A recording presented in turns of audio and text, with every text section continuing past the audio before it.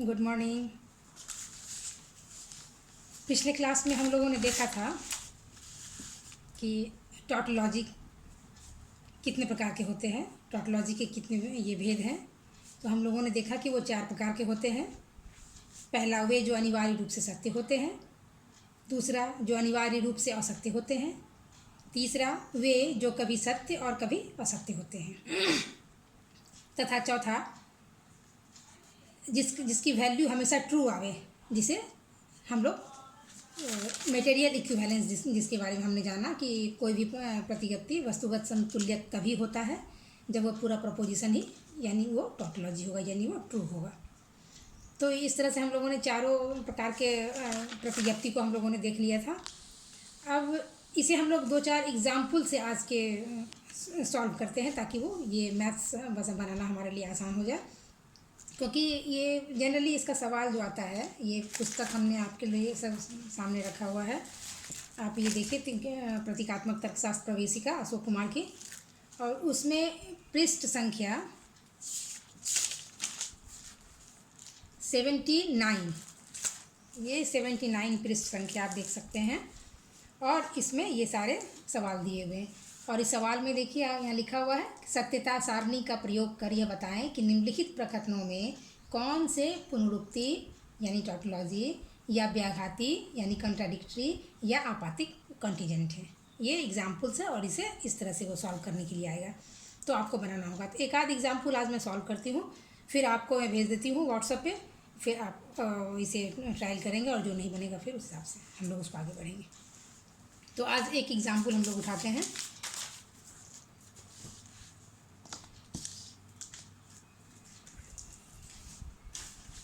हम ले रहे हैं एग्जाम्पल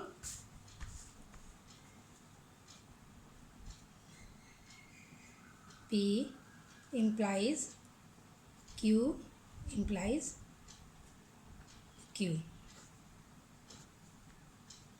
ये पहला एग्जाम्पल है।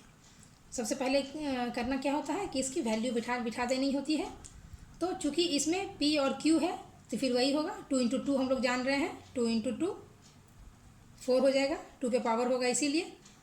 तो यहाँ से ये Q और P है, तो ट्रू फॉल्स ट्रू फॉल्स, और यहाँ 2 ट्रू 2 फॉल्स। ऐसे भी बिठा सकते हैं, फिर इसको एक अलग से तोड़ के भी बना सकते हैं। मैथ जो दूसरा तरीका होगा वो हम वो भी बता देंगे। अब Q का मान हमने यहाँ TF रखा है, तो इसको TF हम इसे बिठा देंगे। अब पहले ब्रैकेट के अंदर वाले को सॉल्व करना होता है। तो पहले हम ये देखें, यहाँ दोनों ही Q है, तो दोनों ट्रू तो ट्रू, दोनों फॉल्स तब भी ट्रू, इक्विवेलेंस का जो रूल्स होता है, दोनों ट्रू तो भी ट्रू, दोनों फॉल्स तो भी ट्रू। यहाँ ये सब ट्रू हो गया। अब इसकी मात्रा, इसका मान जो ये निकल आया, इसको और इसको देखते हुए ये इक्विवेलेंस का मान निकालते हैं। तो दोनों ट्रू तो यहाँ ट्रू, दोनों ट्रू तो ये भी ट्रू, एक फॉल्स एक ट्रू तो भी ट्रू, एक फॉल्स एक ट्रू तो भी ट्रू। तो यहाँ आप देख रहे हैं कि समूचा हमारा जो है पूरे का मान जो हो गया, ये एक पोर्शन, एक आधार वाक्य ये हुआ, दूसरा आधार वाक्य ये हुआ। तो इसके दोनों का मान निकाले हैं, तो ये यहाँ भी ट्रू, यहाँ भी ट्रू, यहाँ भी ट्रू, यहाँ ट्रू हो गया। तो ये एग्जाम्पल किसका हो गया? अभी नियम से हमने जो बताया था कि पुनरुक्ति का जो पहला नियम होता है टॉटोलॉजी, उसमें क्या कहता है कि ये युक्ति, इस प्रकार की जो युक्ति होती है वो हमेशा सत्य होता है। तो ये क्या हो गया, ये टॉटोलॉजी लिखा जाएगा। This argument is an example of tautology, tautology argument है। ओके, यानी सवाल में जो आपका आता है, देखिए कि सत्यता सारणी का प्रयोग कर यह बताएं कि निम्नलिखित प्रकथनों में कौन से पुनरुक्ति है, कौन व्याघाती और कौन आपातिक है। तो ये पुनरुक्ति का उदाहरण हो गया, क्योंकि ये सब एक जगह ट्रू हो गया और नियम के अनुसार हम ये जानते हैं कि पुनरुक्ति है, तो ये टॉटोलॉजी हो गया यानी पुनरुक्ति। इसको हिंदी में लिखना हो तो पुनरुक्ति लिख सकते हैं, पुनरुक्ति का एग्जाम्पल है। अब एक दूसरा एग्जाम्पल हम ले लेते हैं। दूसरा एग्जाम्पल हमारे पास है P implies not P bracket dot conjunction से घेरा हुआ है, negation not P implies P। ये हो गया, ये दूसरा एग्जाम्पल। अब ये दूसरे एग्जाम्पल को क्या करना है वो उसे भी आप देखें। इसमें देखिए कि एक ही है, प्रतिज्ञप्ति मात्र पी है, बस एक ही सेंटेंस है। तो एक किसी में भी बिठाना शुरू करेंगे, दो ही बनेगा, true true false true false, true false true false, यहाँ भी ट्रू फॉल्स, यहाँ भी ट्रू फॉल्स हो गया। अब क्या करना है, पहले पी को पलट देना है, ये हो गया फॉल्स, ये हो गया ट्रू, यहाँ भी पी को पलट देना है, ये हो गया फॉल्स, ये हो गया ट्रू, यहाँ डॉट का चिन्ह देते रहेंगे क्योंकि ये है तो इसको ये पलट दिए, हाँ, और यहाँ इम्प्लाइज का चिन्ह जो होता है वो तो इम्प्लाइज का चिन्ह पड़ेगा ही। अब ये दोनों ट्रू हो गए। अब इसका भी हो गया। अब जो है ये नो सॉरी, यहाँ पे इम्प्लीकेशन का चिन्ह तो देना नहीं था ना, यहाँ दोनों का मान निकाल के बनाना है कि इम्प्लीकेशन का जो हम ये निकालेंगे कि क्या होता है, एंटीसीडेंट ट्रू, कंसीक्वेंट ट्रू फॉल्स और ट्रू, तो ये ट्रू हो जाएगा, ये ट्रू, ये ट्रू, ये फॉल्स, तो यहाँ उसका मान फॉल्स निकल जाएगा, इसका मान निकलेंगे। इन दोनों को देखते हुए इसको और इसको देखते हुए यहाँ निकल गया, इसको और इसको देखते हुए ये मान निकल गया, ये ट्रू और ये फॉल्स, तो ये फॉल्स हो जाएगा और ये ट्रू है। अब इन दोनों में फिर इम्प्लीकेशन का मान निकालेंगे, इसे और इसे देखते हुए निकालेंगे, एक ट्रू एक फॉल्स, तो ये फॉल्स, एक फॉल्स ट्रू, तो ये ट्रू हो गया। अब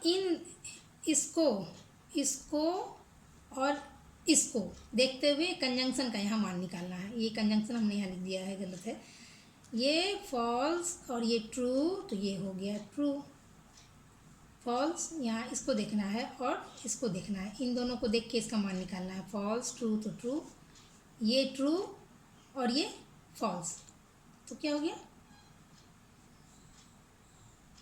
कंजंक्शन का मान है, एक भी दोनों ट्रू होगा तभी ट्रू होता है, तो ये फॉल्स, ये भी फॉल्स हो जाएगा और ये भी फॉल्स हो जाएगा। रूल्स याद रखना होगा, रूल्स को नहीं भूलना है, रूल्स मेरे दिमाग से निकल रहा था इसीलिए। ये देखिए, ये फॉल्स ये ट्रू, यहाँ फॉल्स होगा, कंजंक्शन का नियम को क्या बताता है कि दोनों एक साथ ट्रू हो तभी वो ट्रू होगा, तो यहाँ हम देख रहे हैं कि एक जगह फॉल्स है एक जगह ट्रू है, यहाँ भी एक जगह ट्रू है तो यहाँ फॉल्स है, तो इसका मान ये फॉल्स निकल आया। ये दोनों का, इसका और इसका, ये मान लिया जाए कि ए है, ये भी बी है, दोनों का मान निकल के हमारे पास ये आ गया फॉल्स, तो ये क्या हो गया, कंट्राडिक्टरी।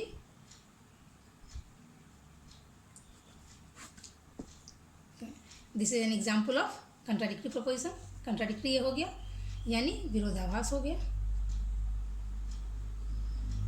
ये विरोधाभास का एग्जाम्पल हो गया, ये पुनरुक्ति का एग्जाम्पल हो गया। अब एक एग्जाम्पल हम और देख लेते हैं, एक एग्जाम्पल हम लोग ले लें इम्प्लीकेशन, या ये ले लेते हैं इम्प्लीकेशन वाला, लास्ट नंबर 10 एग्जाम्पल है, P well P implies P well P. अब इसे हम लोग सॉल्व करते हैं,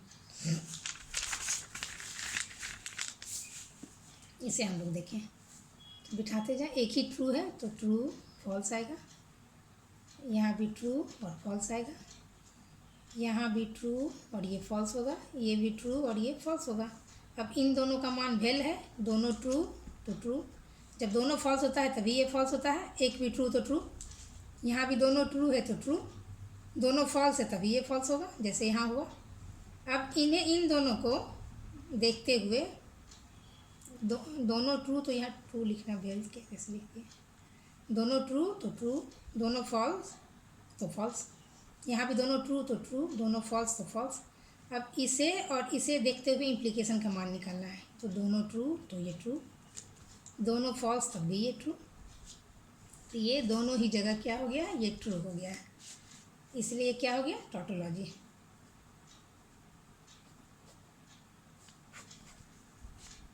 यही पुनरुक्ति हुआ। अब यदि एक जगह कहीं फॉल्स ट्रू आता, दूसरे जगह फॉल्स आता, फिर एक ट्रू होता एक फॉल्स होता, या कुछ भी होता है ट्रू फॉल्स आते रहता, तब वो एग्जाम्पल हो जाता कॉन्टिजेंट का, यानी संयोगिक, जैसे तीसरा वाला। तो ये तीन जो एग्जाम्पल्स हुए वो पहला सवाल जो हमारा है उस सवाल के हिसाब से हो गया। अब एक सवाल इस तरह से भी आता है कि सत्यता सारणी का प्रयोग कर यह निर्णय करें कि निम्नलिखित में किन में तार्किक समता है, यानी लॉजिकली इक्विवेलेंस है। कौन इसमें लॉजिकली इक्विवेलेंस है और कौन लॉजिकली इक्विवेलेंस नहीं है। तो एक एग्जाम्पल हम इसका भी एक बना के हम आपको दिखाते हैं कि यदि इस तरह का सवाल आए तो कैसे क्या आने से पता चलेगा कि लॉजिकली इक्विवेलेंस है कि नहीं। क्योंकि अभी तक रूल्स में हम चौथा जान चुके हैं, चौथे प्रकार में, कि लॉजिकली इक्विवेलेंस जो होता है वो हमेशा टॉटोलॉजी ट्रू होगा। जब यदि ट्रू आ गया तो हम समझेंगे कि वो लॉजिकली इक्विवेलेंस है, अदरवाइज वो लिखना होगा कि this example is not logically equivalence. तो इसमें से एक पहला प्रश्न उठाते हैं, उसे हम सॉल्व करते हैं।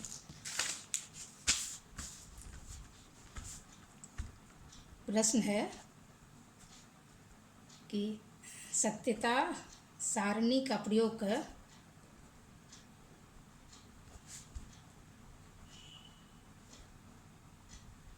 यह निर्णय करें कि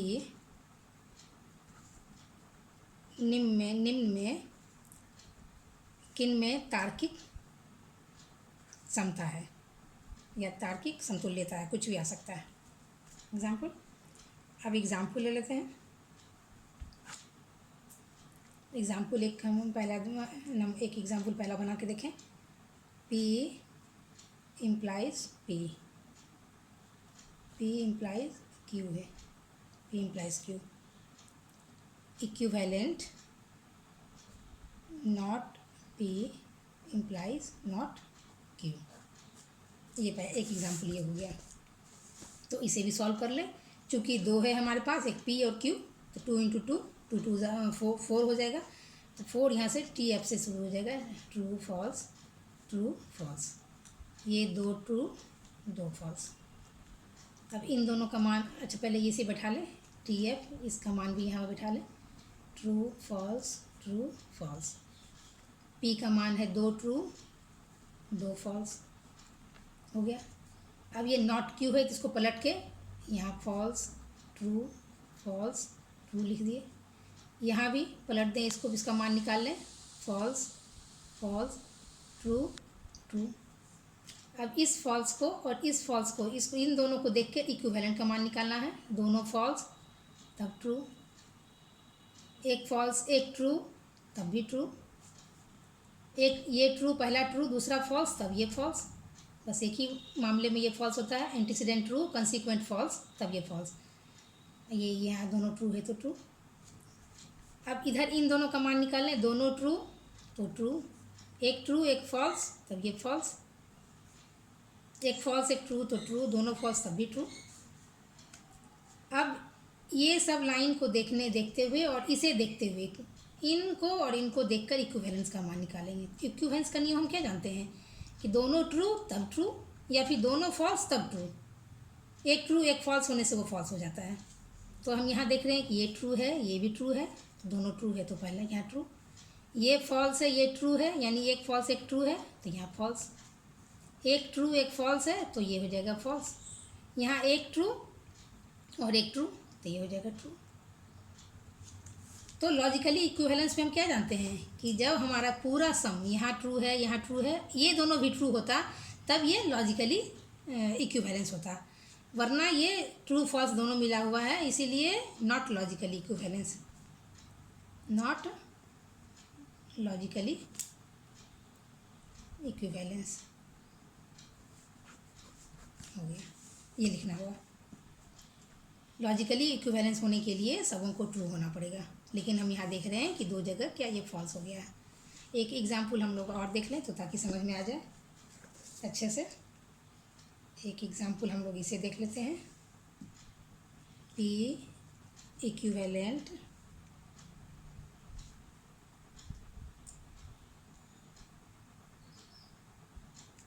P इक्विवेलेंट बड़ी bracket P dot Q implies P बड़ी ब्रैकेट। अब P Q है तो यहाँ से हम बिठाना शुरू करते हैं। ट्रू फॉल्स ट्रू फॉल्स, दो ट्रू दो फॉल्स। चूँकि यहाँ दो ट्रू दो फॉल्स है, यहाँ भी बिठा देंगे। दो ट्रू दो फॉल्स, यहाँ भी दो ट्रू दो फॉल्स। अब चूंकि एक आधार वाक्य ये है और दूसरा आधार वाक्य ये है, इन दोनों को देखते हुए इक्विवेलेंस का मान निकालना है, तो पहले इसे सॉल्व कर लें अंदर वाले को। दोनों ट्रू तो ये ट्रू, ये फॉल्स ट्रू तो ट्रू, यहाँ एक इंटीसिडेंट ट्रू कंसीक्वेंट फॉल्स तो ये फॉल्स, दोनों फॉल्स तो ट्रू। अब इसे और इसे देखकर कंजंक्शन का मान निकालते हैं डॉट का। दोनों ट्रू, एक ही हालत में ये ट्रू होता है जब दोनों ट्रू होता है। यहाँ दोनों ट्रू है तो ट्रू, यहाँ भी दोनों ट्रू है तो ये ट्रू, दोनों फॉल्स है तो ये फॉल्स हो जाएगा, एक फॉल्स एक ट्रू तब भी ये फॉल्स हो जाएगा। अब इसका मान निकल के यहाँ इनका मान निकल के और इनका मान निकल के ये हम लोग यहाँ ले आए हैं, तो इसे और इसे देखते हुए इक्विवेलेंस का मान निकाल लेंगे। तो हम देख रहे हैं यहाँ ट्रू तो ये इक्विवेलेंस ट्रू हो जाएगा। दोनों ट्रू तब ट्रू, दोनों ट्रू तब ट्रू, दोनों फॉल्स तब भी ट्रू, दोनों फॉल्स तब भी ट्रू। तो यहाँ क्या हम देख रहे हैं कि ये समूचा ट्रू ट्रू ट्रू ट्रू आया है। ये हो जाएगा लॉजिकली इक्विवेलेंस का ये एग्जाम्पल है। ये समझ में आ गया होगा, अच्छी तरह से समझ में आ गया पूरा, हमको लगता है।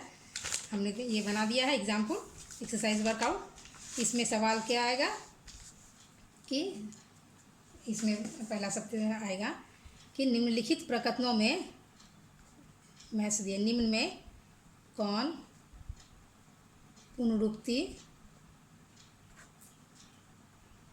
या